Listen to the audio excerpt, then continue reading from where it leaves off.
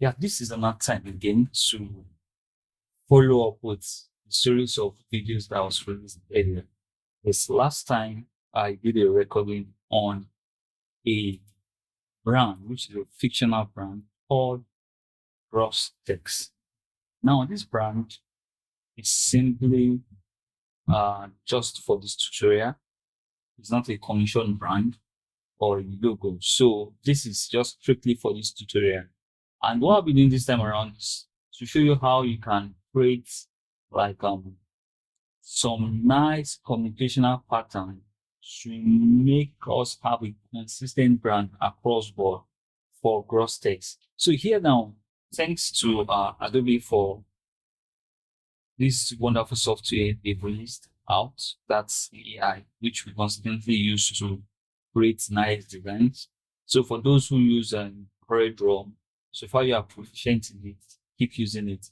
And now this is what I'm going to do this time around. I'm going to be creating something that looks like a pattern. Just watch me, watch the space and see how we go about this. Now you can see that, let me pick up the icon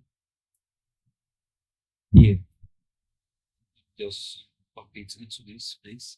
So looking at this icon, if you're smart enough, you will notice that this icon itself has a lot of patterns that we can create from it. So what I'll be doing here is that I'm going to show you some patterns that can be created from this icon.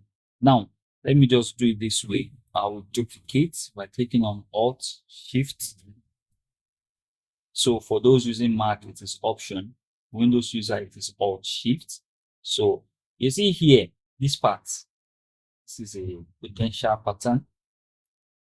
Now, let me duplicate so that you can see the journey, the size.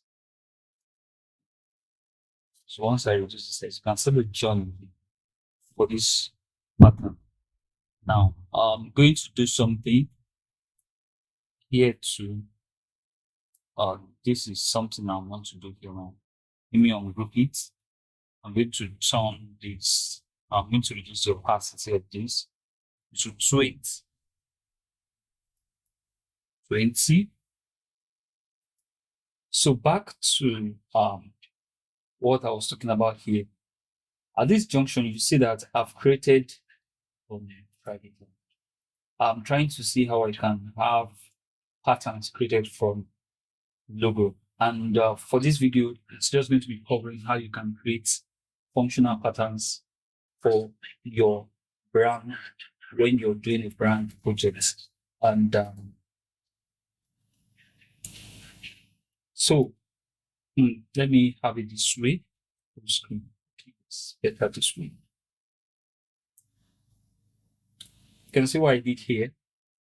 I reduced the opacity for this. So you look at, just watch the flow. Now, I'm going to ungroup this and do similar thing to this. So at this point, I'm reducing the opacity of this to 20 or so.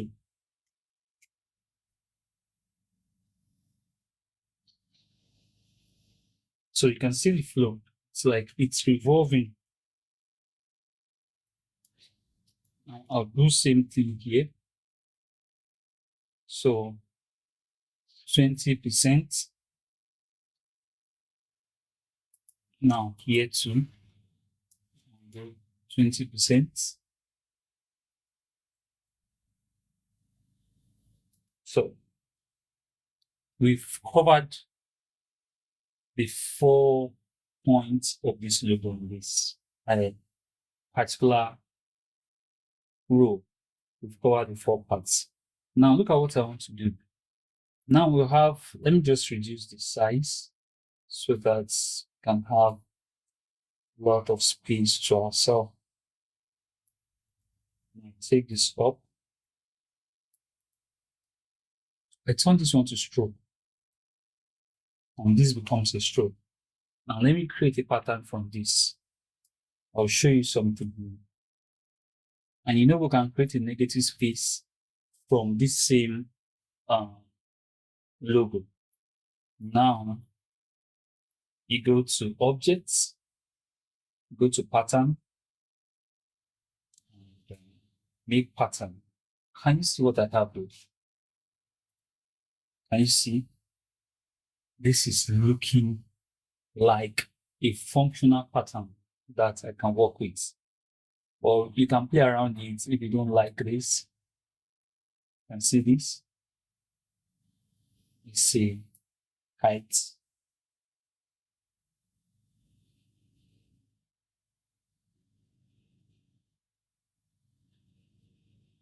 You can see this.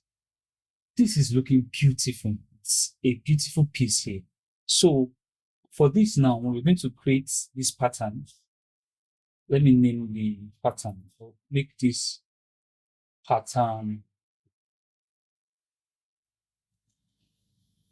A, pattern 1. So we're done with this. Let me create a shape.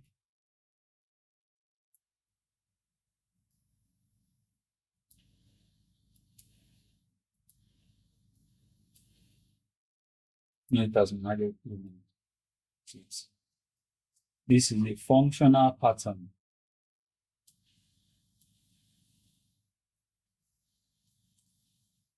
One pattern has been created here. See, this one.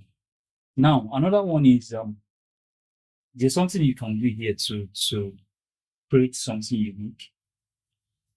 I'm going to pick up this solid shade and let's see what we can do with this now.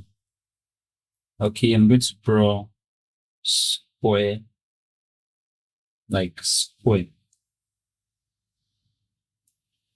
Now, take this up and turn it to 45 degrees. At 45 degrees, I take it to the back so you can see what I'm doing. I'm going to make contrast between the black and the shape I just turned right now. So make it work. So this is a one. If you notice both angles here, this side and this side, they are okay. So all I just need to do is to scale this down to give me what I want. So this is scaled down.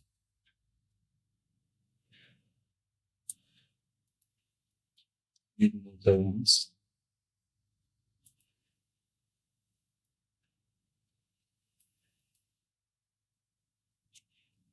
To do something here. The reason why I'm doing this is just to get the pattern I want.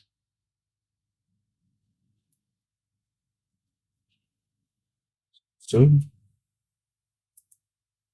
you can scale it up and scale it down depending on what I want to get. It's this way so that when I minus the shape, I'll get what I want. So here now I'm going to use the shape builder to hit shift N and I'll build this shape. And that's all I want here. So once the shape is out, others can go. Now look at it. This is negative space of the initial logo we have. Now we can also create patterns around this. Let me reduce the size and create something that looks nice here. Now look at this. You have a pattern that is being created here. If I do it in bricks, but no bricks, no work. Look at it. X by colon, X by row. So which one do you think works well here? And let me know your thoughts on why you think it might work. So for me, I'm going to use the grid. So we can increase it to 7 by 9 by 9. Exactly. Pattern 2. I'll call this pattern 2.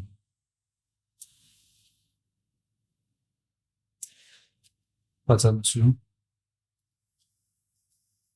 So I'm going to also create a shape for this. So this class today is just more about how to create patterns from your logo, how to create working patterns from your logo. And I hope you've been able to learn something today. And you can make use of this in your next project. Now, like I said earlier, you can, to create these patterns, all you just need to do is to click on objects. From objects, you click on pattern, you make patterns. From the make patterns, you can now alter the metrics to give you what you want. So I'm going to create a new output so that you can see what my pattern look like now. The pattern I've created, you can see what it looks like.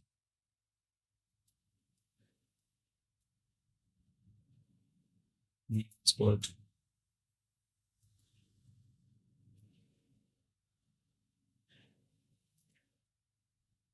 So I'm going to create this 1024 or 1024. Alright, so artboard.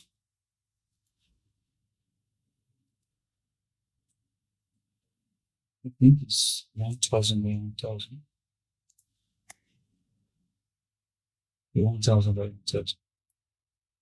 1000 by 1000. Now duplicate it here. Align to artboard. The first thing here, we've already created a pattern. So what we'll be doing now is just to apply the pattern we've created to the shape we have. For the first one, this pattern A. For the second one, this, you can see we have different patterns. You cannot decide to scale the pattern to whatever size you want. But for the course of this tutorial or class, I'm leaving it this way. So this is how simple it is to create functional patterns that works for your brand. As a designer, you need to keep creating, and every time you keep creating, you find the most efficient way to make sure you have what you want. Some years back, I never knew I could do this. I would create my pattern manually, just like this. Let me show you so that you have an idea of what I'm talking about. Now, for me to create this, I'll do like this.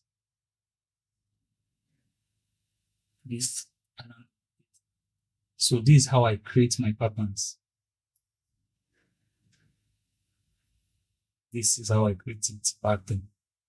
So you can say that it can't be as efficient as what I did here. It can't be as efficient as this. Now, presentation, you can see. So this is a functional pattern for BF2. Depends on how you want to scale it. This is another pattern. So there are various ways of creating functional patterns for your brand. As a designer, if you're taking up a new project, try this method and you will save yourself tons of hours, minutes creating patterns. Thank you very much and see you next time.